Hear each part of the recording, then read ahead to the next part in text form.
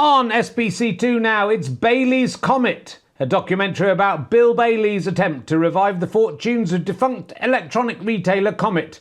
His idea is that all customers should wear roller skates and have the chance to win $1 million prize if they can follow a series of clues that will take them all around the world. The idea flounders when the living expenses of this open-ended competition turn out to be a lot more than $1 million, and so the series ends without ever finding out who won the $1 million. And I'm still really fucking angry about that Bailey's Comets, that we never found out who. I guess it was Bailey's Comets probably would have won, but a lot of you won't even know what Bailey's Comets is, but I fucking liked it. So suck on that. Now, on SBC1 though, it's Richard Alley's Craven Newsround. Will it be the old man with the red nose, finally?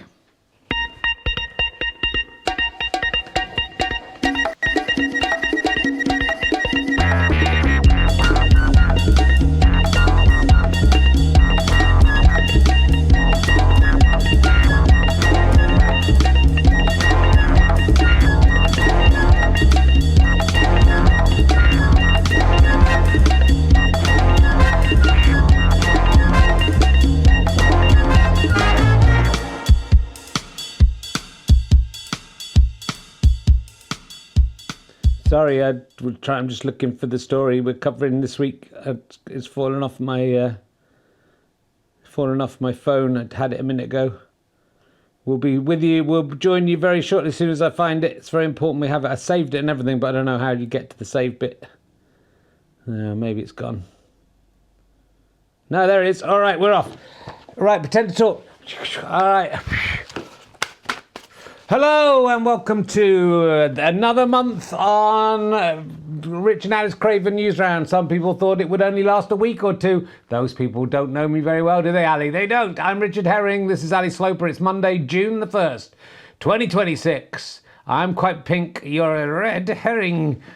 Yes, madam, I'm cheeky knee. Woohoo! I'm winking at it. Woohoo! No, that's not it either. No, that's not that one. Where's it gone? Woohoo! It is that one. Thank you, Moriarty. Don't start trying to get thank you, Moriarty in thank you, Moriarty. We're not doing a t-shirt saying thank you, Moriarty with your face. Are you not? Oh, well, thank you, Moriarty. So that, don't, like, if you're going to do these same phrases, slip them in gently. That's what she said. No, that's not even your catchphrase. Isn't it? I mean, that's barely yours either. Most of these are copied off other people. Well, thank you, Moriarty. We don't want to do that. I don't want a new one. Don't put your eggs in a basket was a good one. It wasn't. Let's get it out of the way early. That wasn't any good. That's not going on a t-shirt. Thank you, Moriarty is, oh God, I hope not. Anyway, we're here. I'm Rich Herring. Soon to appear on Celebrity Pottery Extravaganza. I don't think that's what it's called, Rich. You should find out the name. I should do. This is Ali Sloper, who will make an appearance on that show in some form. Oh, is it in pottery? I'm not allowed to say. I mean, it probably is pottery, though, isn't it? Because that's what, in some form, you're on a pottery show. Is it a pottery version? I'm not allowed to say, so don't even ask me questions about it, because I'm not even allowed to say. It's obviously that. You looking around the room to see if the things there? No, I'm not, because I'm not allowed to say what's happened. Anyway, it's a very good show. I'm very much looking forward to whenever it comes out. Who knows? Anyway, it's lovely to be here for a week. We do want to get this down to 5 minutes a day. We've got 56 seconds left, so we should crack on with everything, shouldn't we? Well, yes, that would be nice if we did. Don't overdo the thank you, Moriarty, because it will fade very quickly if you just do it too much. I wasn't going to say it. I could see in your face you were going to say thank you, Moriarty. It doesn't even mean it. It just means thank you, Moriarty. It's not sarcastic, is it not? Is it implying I'm evil? No, it's just thank you, Moriarty. It's just a nice thing to say. Why Moriarty? Why not? The thing, Rich, with a successful catchphrase is it doesn't even have to make sense. It doesn't have to mean anything 6-7, does it? 6-7, 6-7. That's where even my son won't do 6-7 anymore, and he had a calendar on his wall, and just a little thing with the date, and he put 6-7 on every single entry. That's how much he loves 6-7, and even he doesn't do 6-7. 6-7, 6. Don't do it like that. That looks like something different. Let's crack on. We've got a great news story today. Is it about genitalia in some way? Well, no. Is it about cocks or testicles? No, actually, no, it isn't about that. So the surprise is on you, isn't it? That is the surprise. The surprise is on me. Is that you're saying for it? The surprise is on you. That's not a phrase, Rich. It's not even the same phrase. It's not even a phrase. The surprise is on you today, Ali, because it's not about male genitalia. Well, it sort of is. Is it? Yeah. It's half about male genitalia. It's about genitalia, is it? Yeah. But that's not all we're interested in. We cover the stories that come up that the lamestream media won't cover. Really, look, I'm just hoping this will lead somewhere. Did it lead you to the incarcerated in a mental hospital of some kind, Richard? Do you think that's where it might lead? Well, that's a very rude thing to say about the BBC. Hey, I'm cheeky knee. It wasn't you who said it. You're cheeky, you make your hair fly up. I can't make my hair fly up. It was very good, Rich. I like the way you said the VDC was a mental institution. Yeah. They won't put you on now, will they? They might do. Sometimes they like it. I saw Simon Cowell being someone. He's not on the BBC. This is by the way. I saw Simon Cowell being roasted by a comedian at the weekend, and he loved it. He loved the roasting. Yeah. And so you need to. If you roasted Simon Cowell and he likes it, you're not roasting him hard enough, is what I would say. What would you say to Simon Cowell if you were on Britain's Got Talent? I would say, hello, Mr. Cowell. I'm a comedian. Here is my inappropriate stuff largely about my own genitals. God, I thought I just had hopes of, being.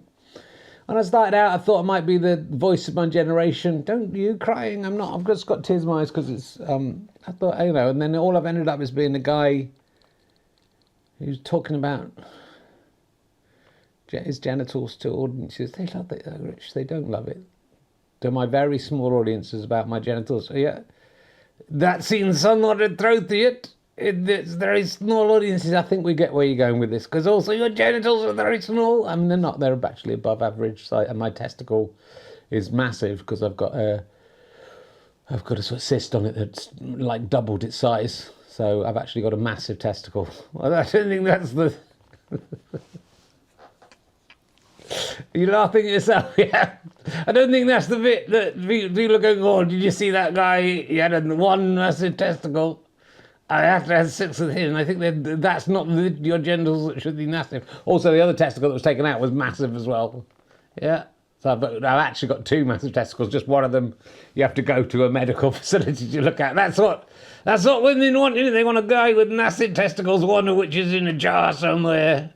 In Hertfordshire, Throttley, I don't know where it is. I miss it very much. Well, you can always talk to your Tother. He hasn't appeared on here, has he? No, shall we get on with the show? This isn't. I don't want to talk. What I'm saying is I'm trying to be the satirical voice of my generation, okay, and do a serious news show at the same time, okay. And so I don't want to end up just being the guy who talks about cocks and genitals. All right, get into the news story. Well, you may have seen on the grown-up news that masturbation among birds is natural and should not be punished, say experts on bird masturbation. Yeah, the experts on bird masturbation, yeah. Who becomes an expert on that exactly, Richard? Just normal scientists again, like the cloning bloke, just normal scientists who just say, what do you want to study? Do you want to study flight patterns? If you're in birds, you can study anything. Do you want to study the planets? Do you want to study, can't think of anything else. Can't think of anything else in the natural world.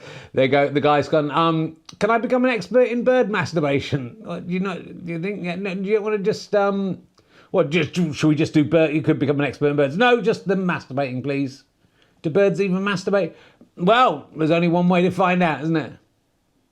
So masturbation among birds is natural, is it, Richard? It is natural, yeah. And is it natural for a human to get involved in that and masturbate the birds? I don't know. They don't mention whether that's natural. They don't mention whether it's natural. I'm interested to know, is it natural for a man to get in, if the bird is up for it, and, just have a little fiddle with the cloaca? Is it natural for if the bird is masturbating, is it natural for the scientist, the expert who's watching it, also just to masturbate, in sympathy? Not necessarily getting off on watching the bird. It could be that. It could be they could be looking at something else, but just masturbate together, like the Beatles used to do. Got the the pop band. They used to masturbate in the same room together. That's a little fact about John Lennon and Paul McCartney. Is it? Yeah. There was nothing sexual about it. They just did it in the same room together in the dark. Why? That's how they. Is it not? Is it? Can you talk? And I'm embarrassed now. An investigation into acts of self-pleasuring among parrots and other birds has reached a climax. The Guardian here being a little bit cheeky about this subject, and I would just like to say that I don't think this is a subject for humour. The Guardian. It's a serious subject. The guy who has come up with this, or the woman who's come up with this, has studied this. They've become an expert in it, and they don't just want you to be making double entendres as we go. That's not what they're. Did somebody say the Guardian? Climax and all that shit. That's the kind of thing you should be doing. You should be doing. That's your job, not in this show necessarily. Don't know why you keep popping it. Anyway, bird keepers are often advised to discourage and even punish birds for masturbating, are they? Yeah. It's the Victorian times in the bird-keeping world. I think maybe it is. The study found the activity was common in the wild, more common in the wild than in captivity. Of course, when a bird is free, Rich, that's what they do. When you have that image of the caged bird and it flies out and is free, the images, then it gets in a tree and fucking goes to town on its cloaca, doesn't it, Rich? That's what always happens in that image. When they release doves in the Olympics, and the doves are going and they're frotting against the Olympic rings with their cloacas. I love a cloaca, I really do. Should I do my joke? Do you want to do your joke? I'll do my joke. Where does a bird keep its sexual organs when it goes to a nightclub? I don't know, Richard. Can you tell me? In the Cloaca Room. The Cloaca Room, yeah. Good joke, Rich. I made that up myself. Oh, my son came up with a joke. Why shouldn't you do maths in the jungle? I said, because if you add 4 and 4, you get 8. The 8 and 80. He made that up himself. That's a good joke. I'm going to try and have him on. I'm doing a new podcast. I think he might be on my new podcast, my son. He's very funny and he's very much a chip off the old block, isn't he? That joke is about the standard of your jokes. I don't really like to do jokes, and this is a serious show again. We are. A lot of people would just be laughing at this subject and thinking this is like the people in the garden, the person in the garden, Ian Sample. He created the sample, Richie did. The science editor of the Guardian is taking this subject and he's being very light-hearted about it, and we're not going to do that. We're going to be so Dr. Chloe Hayes, a woman, yeah, a woman's been watching the masturbate. Our big finding is masturbation is not a negative response to captivity. It's widespread in birds and it's perfectly natural and a healthy behaviour that's part of their repertoire of sexual behaviours. Well, she would say that if she wanted to watch birds masturbating, wouldn't she?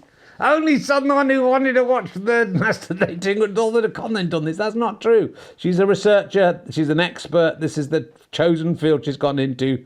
For whatever reason, we don't know why she's chosen this and we can't assume it's for her own pleasure. Researchers historically tended to assume birds either did not masturbate or did only so under the stress of captivity. But Hayes says the behaviour was quite common and distinctive.